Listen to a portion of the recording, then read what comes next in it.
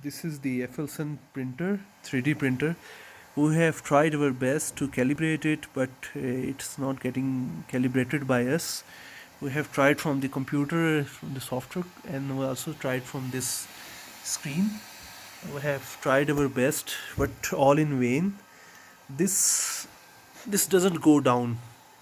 Actually, this is printing the whole STL file, but it's printing from far above, from the main plate down here. We don't know how to solve this issue, so if you can help us, we will be highly thankful to you.